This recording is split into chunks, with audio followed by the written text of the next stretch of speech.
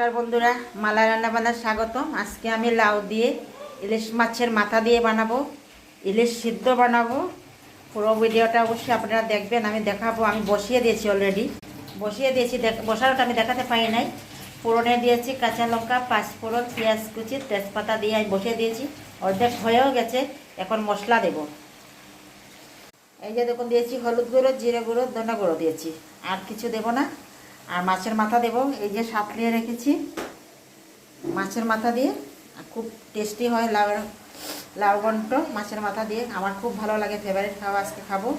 1 মাস ধরে তো আমরা নিরামিষ খেয়েছি, আজকে সবাই আমরা মাছ খাবো। তাই বন্ধুরা আমার পাশে থাকবেন অবশ্যই। ভুল হলে ক্ষমা করবে। আমি তো জানি না, আমারও যদি কেউ জানতো, আমার আশেপাশের লোক যে ইউটিউবে ভিডিও করছে, ফেসবুকে ভিডিও করছে, ওরা যদি আমাকে শিখিয়ে দিত অল্প ভালো হতো। আমি পুরোটা জানি না। কেউ পারলে আমাকে একটু দেখিয়ে দেবে। Bye bye, tata.